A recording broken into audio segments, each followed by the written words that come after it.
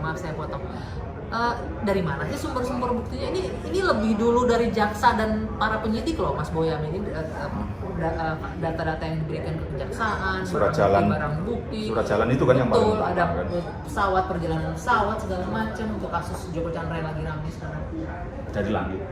Nah, Ya kan apapun saya kan ini membuat komitmen menjaga sumber saya, kan gitu kan, tidak akan pernah saya buka, sehingga saya bisa punya pasukan banyak sekali di masing-masing lembaga. Itu masih banyak orang benar, orang baik yang dengan sukarela, kalau toh kadang-kadang pengen kenal saya itu hanya untuk menyambung silaturahmi, kemudian dia berjanji kalau nanti dapat data bagus akan dikasihkan ke saya, sampai seperti antri mau mengasihkan data ke saya itu.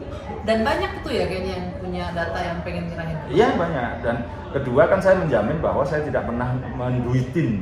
Nah ini nih karena udah keduluan diomongin, karena nggak sedikit juga yang mengkritik begini, ya jangan-jangan itu kan jadi bisnis untuk ngegebuk orang. Ya. Tolong dong pesan ini hajar si Anu, Ya. tolong hajar si A, hajar Ya, si B ya. gitu. Kan ada juga yang begitu, saya tidak menafikan itu. Maka saya sekian lama membangun integritas dan juga membangun relasi itu kan sudah lama sejak, artinya Orde Baru juga sudah. Kalau urusan anti korupsi memang sejak tahun 2000.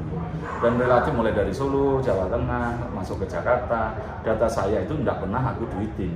Gitu. Jadi bahkan ada beberapa case, misalnya ini ada persaingan 2 perusahaan besar, ada korupsi di satu perusahaan itu. Saya nyoba nyari korupsi di perusahaan satunya yang sedang bersaing itu. Kalau belum ketemu dua-duanya saya tidak mau ngurus itu lah, karena nanti diduga diorder oleh lawan. Ya, misalnya menjelang pilkada nih ada wakil bupati order saya untuk menghancurkan bupatinya. Ya saya tunggu nanti kalau sudah habis pilihan. Itu kalau memang ada korupsinya. Tapi sering begitu ya? Sering order. Sering. Apa yang bikin nggak mau? Kan biasanya kalau orderan itu biasanya cuannya banyak loh. Nah, termasuk itu kan yang menjaga keselamatan saya. Ketika niat saya saya berusaha lurus kan itu menyelamatkan saya juga. Kalau nanti saya tujuannya demi duit kan bisa jadi ya kesandung di jalan. Oke, kalau untuk menolak duit karena masih jalan lurus bisa ya. Tapi kalau ada yang intimidasi, lu harus hajar si Anu. Kalau enggak, titik. Ya tetap enggak. Pilihannya kan hanya itu aja. Tapi ada. Jalan atau enggak? Ya ada sih, tapi tidak sampai mengancam gitu juga.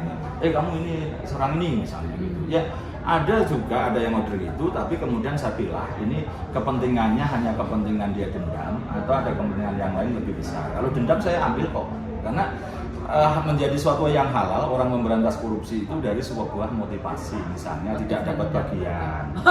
Gitu kan? Jadi boleh halal. Jadi karena nggak kebagian akhirnya mau bongkar. Ya. Kalau di KPK itu ada whistleblower atau justice collaborator gitu. Ya misalnya kan gitu. Atau dia misalnya ingin menggulingkan kepala dinas atau bahkan dirjennya misalnya. Sepanjang datanya kuat saya ambil. Toh belum tentu dia nanti yang gantiin kan? Kan gitu kan, misalnya seperti itu kan gitu kan. Banyak kejadian seperti itu juga. Nah, ini ngomong-ngomong soal yang masih hangat, hari ini kan dipanggil sama Dewas KPK ya. Untuk sidang komite etiknya pimpinan KPK. Ya. Itu infonya pertama kali dapat dari mana sih pimpinan dari KPK gaya lagi. itu? Nah, itu loh. Itu kan kita tujuannya cari tahu. Dari mana?